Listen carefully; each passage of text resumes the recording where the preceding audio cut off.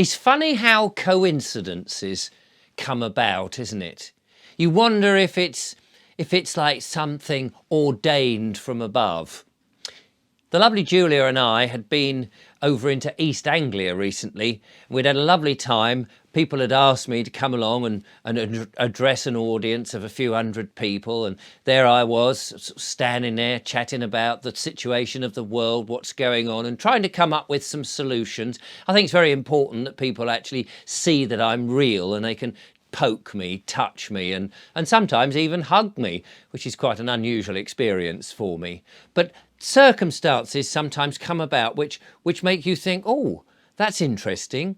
And one was such that on the way back from Norwich, where we'd been, we put on the old radio and bunged in a CD, and up comes this tune.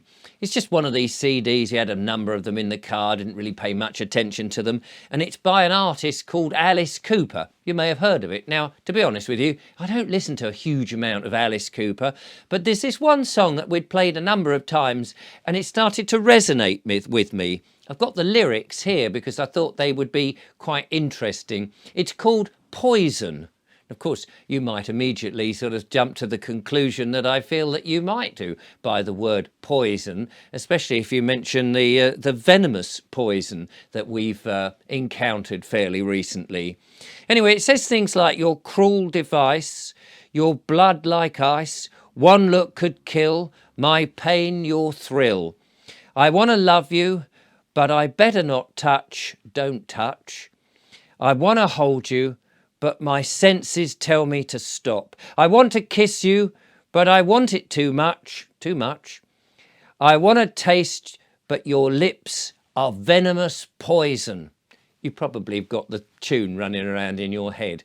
Obviously, I wasn't going to sing it to you. But it's an interesting lyric, your lips are like venomous poison. And the coincidence was simply that at the end of my talk, some young people, yes, I did say young people, because very often the demographic of these talks are people who are in their, let's say, in their mid to life to more elderly life. They're the elders of society, the wise people who've been around a bit, with one leg in the analogue world and one leg in the digital world. They remember what things were like before the weirdness all sort of came ramping up. Anyway, there were some young people there, and they came up to me, and one of them said, Richard, it was fascinating listening to your talk, but there's one thing that nobody seems to be talking about. And he was talking about the way that people are divided as a result of having that medical intervention, you know, the little syringe of hope that was given to a number of people. There are some people who didn't have it. They didn't have it, and they're young, and they're beginning to wake up.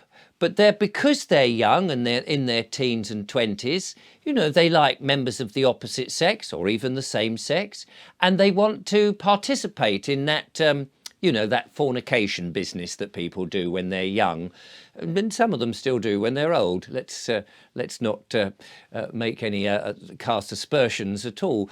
But the point being is, he said, young people now, this is a problem that they're having to face. Particularly those that didn't take the you-know-what. Is it safe? Is it safe? Like the guy in Marathon Man said, you know, is it safe? Is it safe? People of a certain age will know that reference.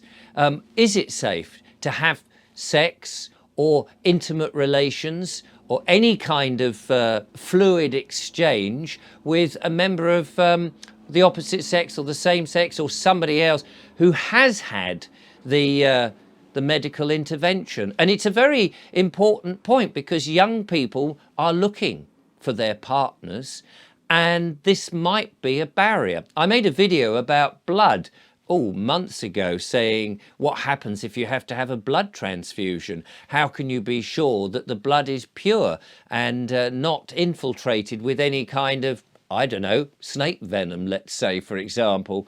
So it is a problem. It's a problem that young people are having because, as it said there, venomous lips. any kind of fluid exchange. We've heard about shedding, and I'm not talking about old people in their allotments with their little cupboard for their spades and forks. We're talking about the thing that might be coming out into society. And a lot of people say that it does shed and you can pick it up. Now, I don't know the whole truth of that.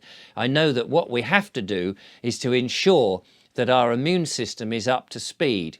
But I have heard that if you're a smoker and you don't like smoke and you want to give up, there are those little square things that have a certain a substance in it, which I daren't mention in case medical misinformation happens, that you stick on your arm, you know, to get rid of it. They're almost like a patch of grass, but it's not a patch of grass. It's a patch of something that Michael Benteen might have recommended. It sort of rhymes with his name, if you know what I mean. Anyway, the point being is that apparently is supposed to get rid of some of the venomous poison that came in the little syringe of hope.